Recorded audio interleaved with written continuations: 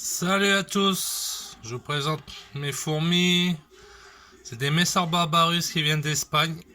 Ils ont 2 ans et demi à peu près. Je m'en suis pas occupé pendant 1 an et demi et cette année là je m'en suis bien occupé.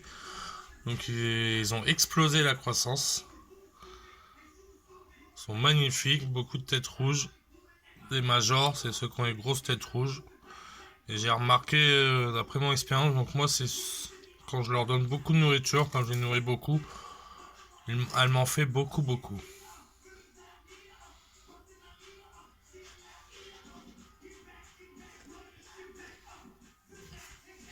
Donc là, il n'y a plus de température. Je les chauffe tout l'été, entre 28 et 30 degrés. Et j'ai nourri maximum. Poulet, jambon, pâtes, la gelée que je fabrique. Donc chacun sa recette. Moi, j'ai pris la fameuse gelée du scientifique, en rajoutant quelques ingrédients.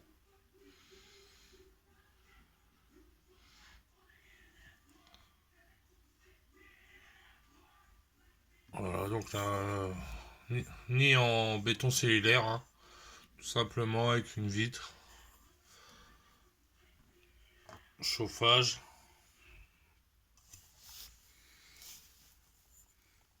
Ensuite, le deuxième nid. Donc pareil, là ils mettent plus leurs graines.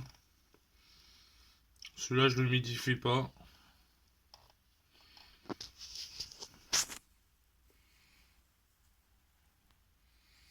Donc il y avait un bloc en plus, mais j'ai donné une partie à mon fils. Et ensuite l'air de chasse. On peut le voir. Bon, ils aiment pas ça qu'on les dérange, mais bon. Ils sont un peu habitués. Donc dans la prochaine vidéo, là je les nourrirai. Là c'est la vidéo de présentation. Donc une boîte en plastique avec le fond en plâtre. Donc le mieux c'est de mettre sur de l'aluminium, sinon ça noircit. C'est des fourmis assez propres.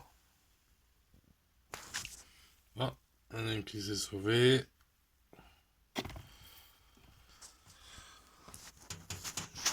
Ensuite, là, nous avons les Nicobarensis, Camponatus nicobarensis. Magnifique. Très agile, très rapide. Assez forte pour les évasions. Moi, ils arrivent à se sauver par ici. Ils passent là leur grille d'humidification et de temps en temps, ils arrivent à se sauver. Donc, ils restent là-dedans. Ou alors, je les retrouve sur le côté, ici, en train d'essayer de manger le miel ou le lait sucré. Donc, je les récupère, mais très rapide. Donc, ceux-là, ils sont depuis cet été. Donc, croissance très rapide. C'est une espèce magnifique. De très belles couleurs. Comme vous pouvez le voir. Franchement, je les conseille. C'est une de mes espèces préférées avec les Messor. Même si c'est simple. Mais j'adore les Messor. Très intéressant à regarder. Donc, petit nid moyen sur un certain site chinois. Car les sites français, malheureusement, sont très chers. Et c'est les mêmes produits. Donc là, un grand nid que j'ai recordé, mais ils veulent pas y aller. Pour l'instant, ils se sentent bien sur celui-là. Ensuite, des Messor toujours. Et celle-ci, une petite histoire, c'est que je les avais mis dans un nid plexi, sauf que les vis sont rouillées avec l'humidité cet été. Donc il y en a plusieurs qui ont des couleurs rouillées. Voilà, mais elles sont pas mortes et elles se développent très bien. La reine, elle est du mois de fin août, pareil.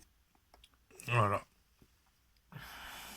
Donc mis en béton cellulaire, du tuyau, des graines, nourri pareil, grillon, tout ça.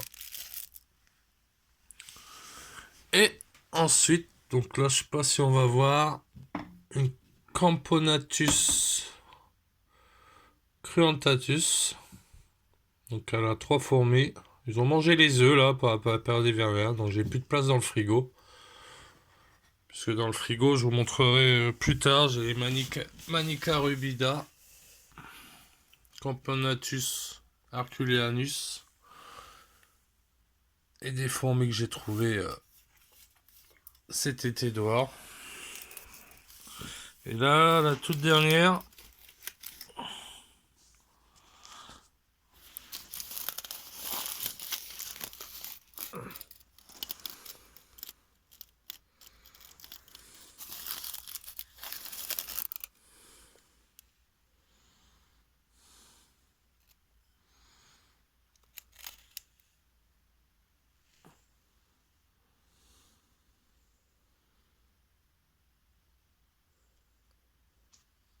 on voit pas, je vous montrerai plus tard.